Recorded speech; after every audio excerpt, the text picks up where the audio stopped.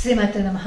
చాలా మందికి సందేహం ఉంటుంది కదా, ఆడవాళ్ళని ఎందుకు గర్భాలయంలోకి రానివ్వరు, ఈ వేద మంత్రాలు అవి ఎందుకు చదవనివ్వరు, ఈ మెన్స్ట్రువల్ సైకిల్లో ఉన్నప్పుడు ఎందుకు లోపలికి రానివ్వరు, ఇలాంటి అనుమానాలు చాలా వస్తూ ఉంటాయి. మనం చెప్పిన సమాధానాలు వాళ్ళకి తొందరగా రుచించవు. ఎందుకంటే మనం ఫేస్ చేస్తున్న ప్రాబ్లమ్స్ వల్ల మనం యాక్సెప్ట్ చేయం. అలాగే కొంతమందిని గర్భాలయాలలోకి కూడా రానివ్వరు. ఇవి ఎందుకు జరుగుతుంది, ఎందుకు ఇలా చేస్తున్నారు అనేవి మనం ఈ వీడియోలో తెలుసుకుందాం. ముందు ఒక అద్భుతమైన సంఘటన తెలుసుకుందాం. ఇది అమెరికాలో జరిగిందనమాట. అప్పుడు కోవిడ్ వచ్చింది కదా, ఆ కోవిడ్ వచ్చినప్పుడు ఏమైంది అంటే, మీనాక్షి సుందరేశ్వర స్వామి వారి ఆలయం ఉంది అమెరికాలో. అక్కడ పనిచేసే అర్చకులు భారతదేశం వచ్చేసారనమాట. అప్పుడు స్వామివారికి నిత్య అభిషేకాలు అర్చన చేయడానికి అక్కడ ఎవరూ లేకపోతే, శ్రీ వైష్ణవ విశిష్టాద్వైతానికి చెందిన ఒక స్త్రీమూర్తిని ఏం చెప్పారు అంటే, మీరు అభిషేకాలు అవి చేయండి అని చెప్పారు. సరే, ఆవిడ ఏం చేశారు అంటే, ఈ మీనాక్షి అమ్మవారికి ఏమో అభిషేకాన్ని ఈవిడ చేసేవారు, మిగిలిన సుందరేశ్వర స్వామి వారికి కృష్ణుడికినేమో అక్కడ ఉన్న అర్చకులు చేస్తూ ఉండేవారు. ఈ మీనాక్షి అమ్మవారికి ఈవిడతో పాటుగా ఇంకో ఆవిడ కూడా అభిషేకం చేస్తూ ఉండేవారు. మెన్స్ట్రువల్ సైకిల్ వచ్చినప్పుడు కూడా అక్కడ యాజమాన్యం ఏం చేసేవారు అంటే, మీరు అలంకరణకి సహాయం చేయండి అని చెప్పినప్పుడు వాళ్ళు ఫోర్స్ చేసినప్పుడు, విధి లేని పరిస్థితుల్లో అభిషేకం ఒకళ్ళు చేస్తూ ఉంటే అలంకరణకి కొన్ని సూచనలు అవి ఆవిడ ఇస్తూ ఉన్నారనమాట. ఇలా చేస్తున్నప్పుడు రాను రాను ఏమైంది అంటే, ఈ అభిషేకాలు చేసే ఈ ఆవిడకి మెన్స్ట్రువల్ సైకిల్లో కొన్ని ఇబ్బందులు ఏర్పడ్డాయి. కొంచెం ఏదో పెయిన్ గా అనిపించడము, ఈ మెన్స్ట్రువల్ సైకిల్స్ వచ్చినప్పుడు కొన్నిసార్లు ఏమో ఇర్రెగ్యులర్ గా రావడము, యాంగ్జైటీ పెరిగిపోవటము, ఇలా వస్తూ ఉన్నాయన్నమాట. కొన్నాళ్ళకి ఏమైంది, ఈ యాంగ్జైటీ అవి పూర్తిగా పెరిగిపోయి నవరాత్రులు వచ్చేటప్పుడు అసలు ఆవిడ అమ్మవారికి అభిషేకం చేసే స్థితిలో కూడా లేకపోయారు. ఆవిడకి అర్థమైపోతుంది, ఇక్కడ ఎనర్జీ లెవెల్స్ ఏవో తక్కువే, నాకు కూడా ఎందుకో ఇబ్బందిగా అనిపిస్తోంది అని చెప్పి ఆవిడకి తెలుస్తోంది. ఎందుకంటే మెన్స్ట్రువల్ సైకిల్ బాగా దెబ్బతినేస్తుంది అనమాట. ఒక రోజు ఈవిడ కారులో వెళ్తుంటే కార్ యాక్సిడెంట్ జరిగిందనమాట. ఈ కార్ యాక్సిడెంట్ జరిగేటప్పుడు ఆవిడ ఏం చేశారు అంటే, అమ్మవారి నామాన్ని అలా భజన చేస్తూ ఉన్నారనమాట. సరే, యాక్సిడెంట్ అయింది. అసలు ఆ యాక్సిడెంట్ అవడం వల్ల ఆవిడకి పెరాలసిస్, స్ట్రోక్ అయినా రావాలి, లేదు అంటే ప్రాణమైనా పోవాలి. కానీ ఆవిడ తర్వాత ఏం చెప్పారు అంటే, ఈ యాక్సిడెంట్ అయ్యే ముందు నేను అమ్మవారి భజన చేస్తూ ఉన్నాను, అమ్మవారి భజనే నన్ను ఇలా రక్షించిందేమో అని చెప్పారు. ఆ తర్వాత కొన్ని రోజులు అయ్యాయి, ఆవిడేమో నార్మల్ స్థితికి వచ్చేసారు. ఈ లోపు ఏమైంది, 2022 ఏప్రిల్కి భారతదేశం నుంచి ఈ ఆలయంలో పనిచేసే అర్చకులు మళ్ళీ అమెరికా వచ్చేసారనమాట. వచ్చేసిన తర్వాత ఏం చేశారు అంటే, అక్కడ పుణ్యాహవచనం అవన్నీ చేశారు. అప్పుడు ఈవిడికి అర్థమైంది, అంతకు ముందు వీళ్ళు అమ్మవారికి అభిషేకం చేసేటప్పుడు మంత్రపూర్వకంగా అభిషేకం చేసేవారు కాదు. అలాగే ఈ మెన్స్ట్రువల్ టైంలో కూడా ఆవిడ అలంకరణకి దానికి అక్కడికి వచ్చేసారు కాబట్టి ఎనర్జీ లెవెల్స్ అవి తగ్గిపోయాయి. అక్కడికి రాగానే ఏదో తక్కువైంది అని చెప్పి మా అమ్మవారి మొహంలో కూడా ఏదో కళ తక్కువైంది అని అనిపించేది ఈవిడికి. ఎప్పుడైతే ఈ భారతదేశం నుంచి వీళ్ళు వచ్చి మళ్ళీ తిరిగి పుణ్యవచనం చేసి అమ్మవారికి అభిషేకాలు అవన్నీ మొదలు పెట్టారో, అంతకు ముందు వీళ్ళు చేసిన దానికి ఈ తర్వాత ఈ అర్చకులు చేసిన దానికి తేడా తెలిసిపోయిందనమాట. అప్పుడు ఆవిడ అనుకున్నారు, ఓహో, అయితే నేను ఈ తప్పు చేయటం వల్ల, ఈ మెన్స్ట్రువల్ సమయంలో కూడా నేను అలంకరణ ఇవన్నీ చేయటం వల్ల ఇన్ని ఇబ్బందులకి ఎదురైందనమాట అని చెప్పి ఆవిడ అనుకున్నారు.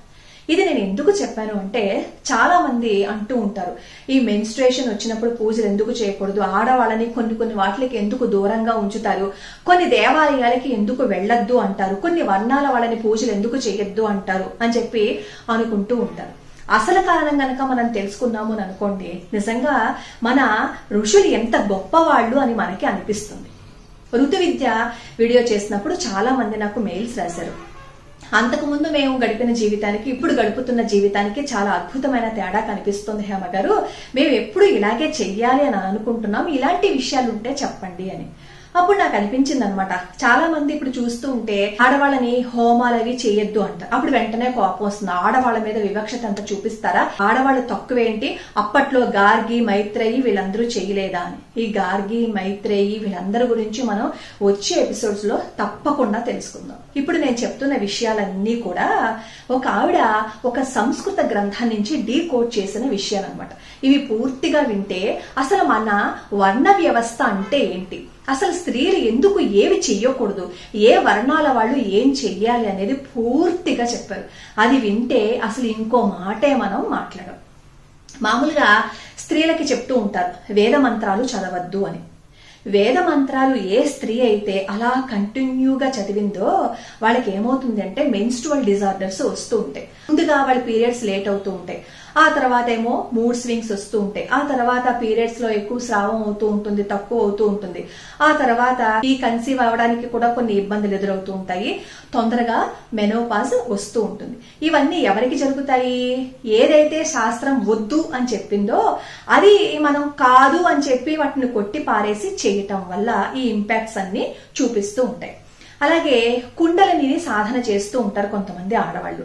ఇలా సాధన చేసినప్పుడు ఏమవుతుంది అంటే అది యాక్టివేట్ అయిపోయి పీనియల్ గ్లాండ్ ఏదైతే ఉందో అది కూడా బాగా యాక్టివేట్ అవుతుంది.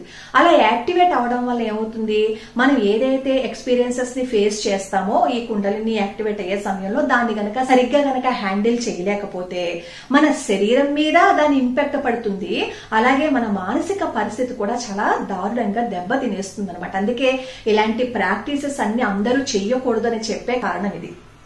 అసలు కొన్ని దేవాలయాలకి ఆడవాళ్ళని వెళ్ళొద్దు అంటారు, అలాగే కొన్ని దేవాలయాలకి కొన్ని వర్ణాల వాళ్ళని కూడా లోపలికి వెళ్ళొద్దు అంటారు. అలా లోపలికి వెళ్ళొద్దు అనంగానే జయ్యమని కోపం వస్తుంది మనకి. అయ్య బాబోయ్, అసలు మమ్మల్ని వెళ్ళొద్దు అంటారా, మా మీద వివక్షత చూపిస్తున్నారా, మేము ఇలాంటి వాళ్ళమన్నా మీ ఉద్దేశం అని చెప్పి ఇంకా అక్కడి నుంచి చిలవలు పలవలుగా మాట్లాడుతూ ఉంటారు.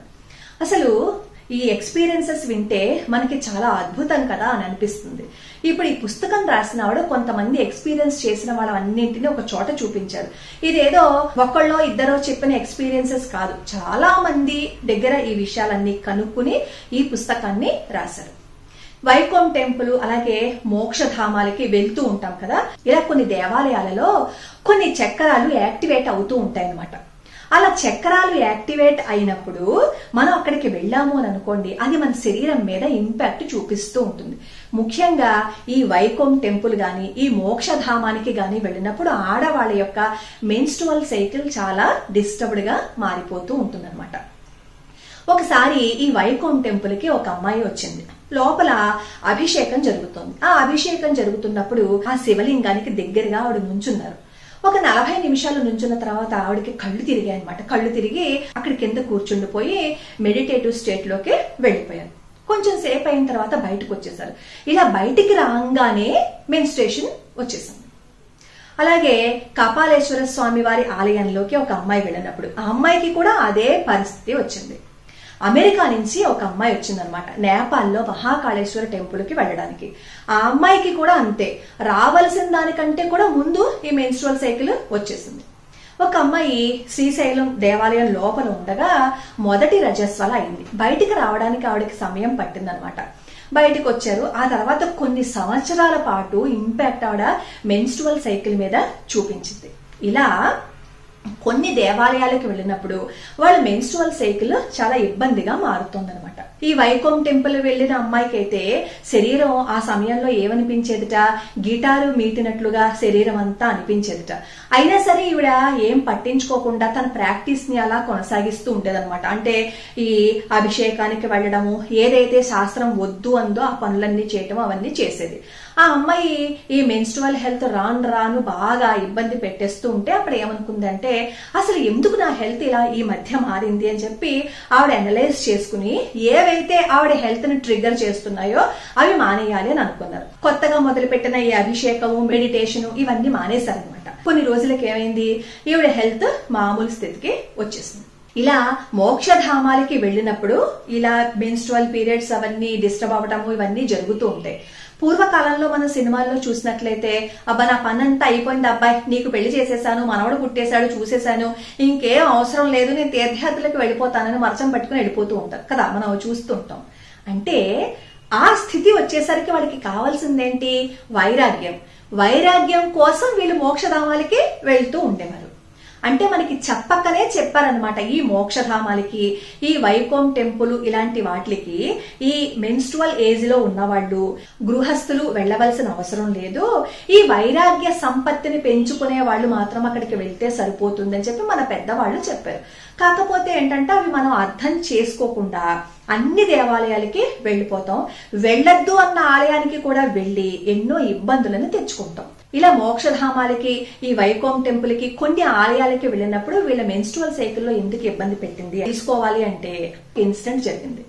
2018, 2019లో ఒక బ్రాహ్మణు ఒక దేవాలయాన్ని కట్టారు.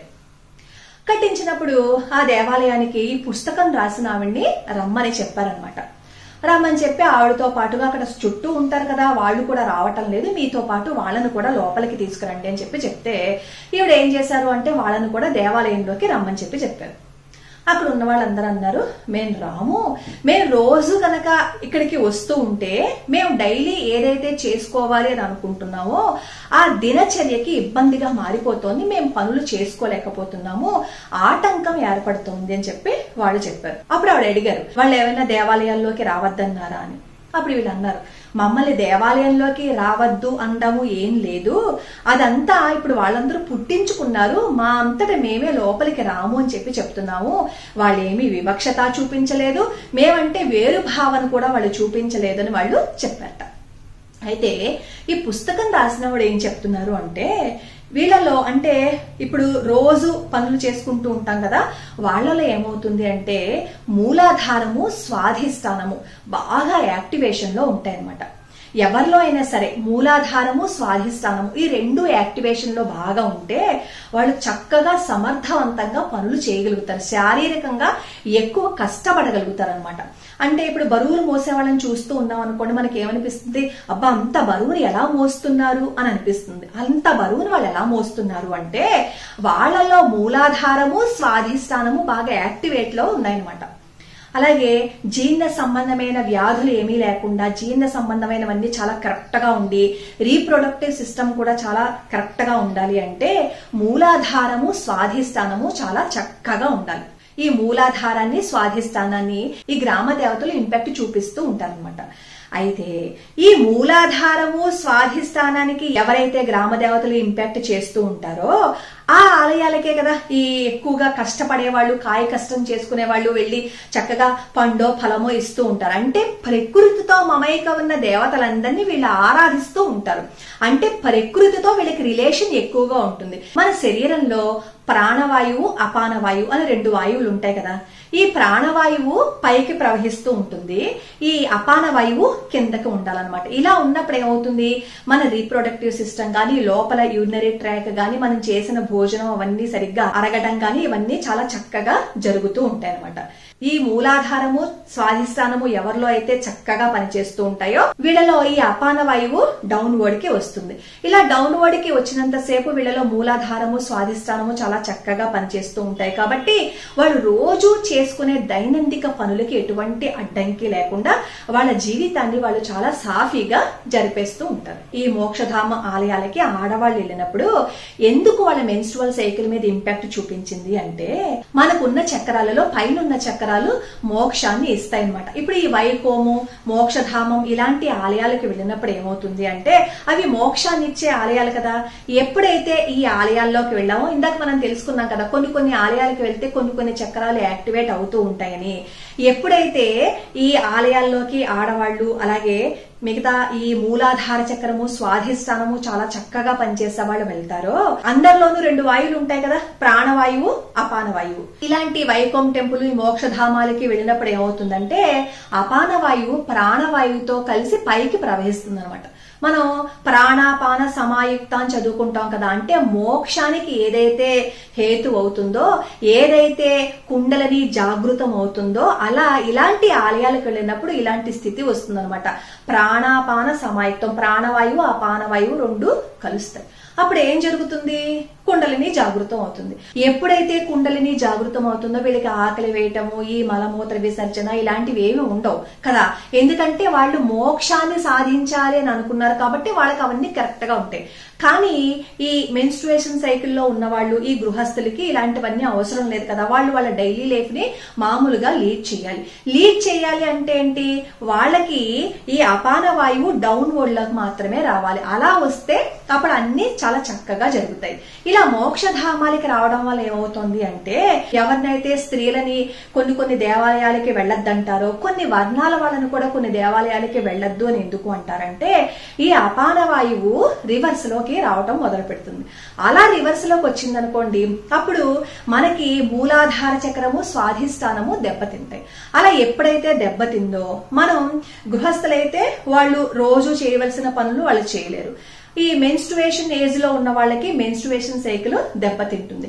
అలాగే రోజు ఏదైతే పనుల మీద ఆధారపడి పనులు చేసుకుంటూ ఉంటారో వాళ్ళకి కూడా ఈ మూలాధార చక్రము స్వాధిష్టానము దెబ్బతింటుంది. కాబట్టి వాళ్ళు రోజు ఏదైతే పనులను చేసుకుంటారో వాళ్ళకి అది ఇబ్బందిగా మారిపోతుంది అనమాట. అందుకని అప్పట్లో బహుశా వాళ్ళంతట వాళ్లే ఇలాంటి దేవాలయాలకి వచ్చి ఉండేవారు కాదు. కానీ తర్వాత ఇది ఎలా మారిపోయింది అంటే అందులో అసలు ఎందుకు రానివ్వకూడదు అనే విషయము అక్కడ సరిగ్గా చెప్పాల్సిన వాళ్ళకి తెలియలేదు. అలాగే ఎందుకు వెళ్ళకూడదు అనే విషయం వీళ్ళు కూడా ఎవరికీ చెప్పలేదు. కాబట్టి ఒక కమ్యూనికేషన్ గ్యాప్ లాంటిది వచ్చి ఉండొచ్చు. దానివల్ల ఏమైంది, వాళ్ళేమో మీరు ఆడవాళ్ళు లోపలికి రాకూడదు, కొన్ని వర్ణాల వాళ్ళు కూడా లోపలికి రాకూడదు అని వాళ్ళు అన్నారు. వీళ్ళేమో హత్తెరి మీరేమో లోపలికి రానివ్వద్దంటారా, ఇదిగో వివక్షత చూపిస్తూ ఉన్నారు, మేమెందుకు పనిచేయమని చెప్పి వీళ్ళు అనుకుని ఉండి ఉండొచ్చు. అలా ఇద్దరి మధ్య భేదాభిప్రాయాలు ఏర్పడిపోయి చివరికి అది ఎంతవరకు వెళ్ళింది అంటే ఈ ఆడవాళ్ళని లోపలికి రానివ్వద్దన్నారు, వీళ్ళ మీద వివక్షత చూపిస్తున్నారు, వీళ్ళని తక్కువగా చూస్తున్నారు అనే ఒక అభిప్రాయానికి, కొన్ని వర్ణాల వాళ్ళని లోపలికి రానివ్వద్దన్నారు, అసలు వాళ్ళ లోపలికి రావటానికే పనిచేయరు, వీళ్ళని చాలా హీనంగా చూస్తున్నారు అనే స్థితికి తీసుకుని వచ్చేసాం. ఇంకా ఇది మొదలు మాత్రమే, జస్ట్ మీకు ఇంట్రడక్షన్ మాత్రమే ఇచ్చాను. ఇంకా మిగతా ఎపిసోడ్స్ లో వర్ణ వ్యవస్థలో నిజంగా వివక్షత అనేది చూపించారా, ఆడవాళ్ళ మీద నిజంగా ఇలాంటి అభిప్రాయాలు ఉన్నాయా అనేవి చాలా లోతుగా తెలుసుకుందాం. లోకా సమస్తా సుఖినో భవంతు, సర్వే జనా సుఖినో భవంతు.